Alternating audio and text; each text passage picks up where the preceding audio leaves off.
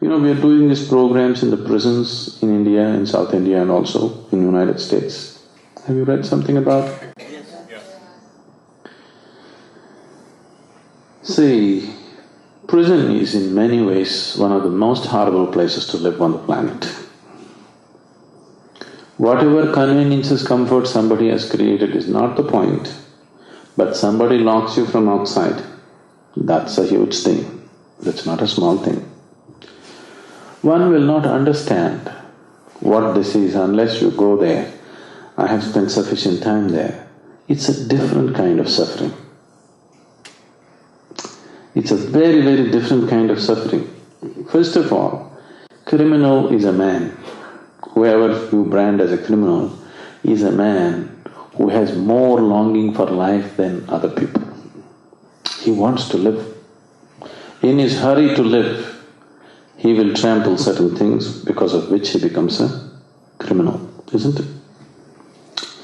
His longing for life is deeper than other people, that he cannot go in the line like everybody, he wants to jump the line, that's why he becomes a criminal.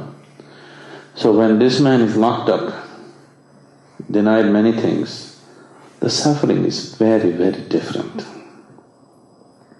When we were last time doing a program in Pennsylvania prison, there is a man there who's been there for 30 years. In Pennsylvania state, life is life, there is no remission of terms. He's serving 3 consecutive life terms. He's been there for 30 years, he's not yet 50.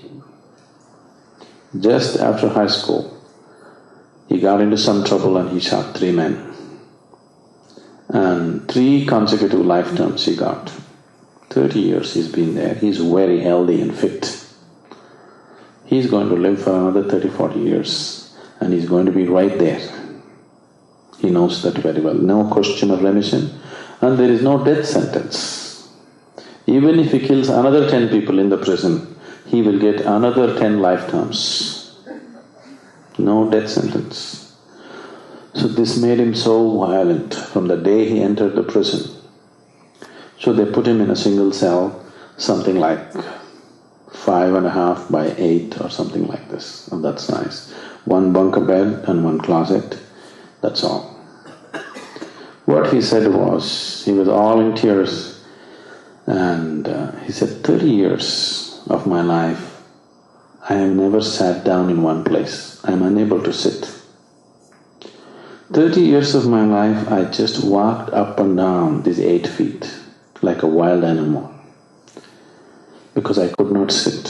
When I got tired and fell asleep, I fell asleep. Otherwise, I never sat even for a minute, I just walked, paced up and down these 8 feet. He even ate his meals walking. He could not sit down.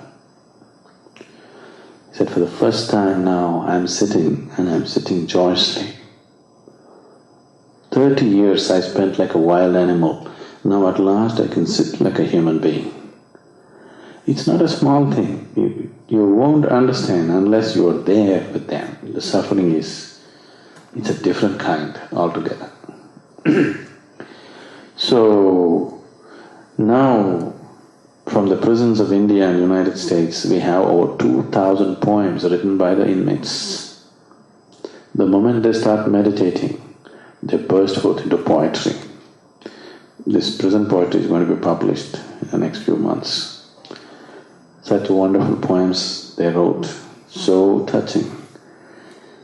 Their suffering and their liberation through meditation, they just express this in so many ways. So even for somebody who lives in a situation like that, it is a tool to live joyously. So for you, it will definitely work if you are willing to make use of it. I want to say that you live truly as blissful human beings. It's possible. I know it's possible. If you are willing, you will know it's possible. And it is just that major things have been done. Enormous amount of money is being spent in creating arms and ammunition.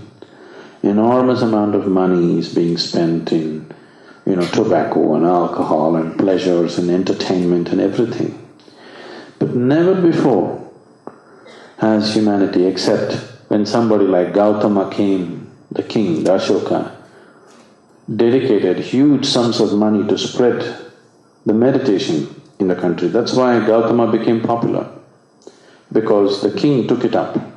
The emperor Ashoka took it up and gave him the resources and the people to spread meditation, because he saw this is what needs to happen. But otherwise, most of the time humanity has never invested in spreading tools of joy, inner joy, for themselves and for everybody. People have not invested.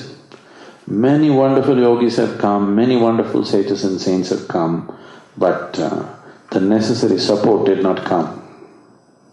Gautama was one of the fortunate few that the king gave all his resources, including his family, to completely be dedicated to this path and make it happen for everybody. It's a real tragedy that humanity never invested in seeking joy within themselves. But humanity invested enormously to destroy each other, to kill each other, even today. After all this, still the maximum investment is still going into the arms industry in the world, isn't it? It's so unintelligent. Forget about anything else. It is so unintelligent that we have to invest in that direction, not in well-being. It's time you invest your time, life and your resources to make, the right kind of things happen in the world, isn't it? For yourself and for everybody.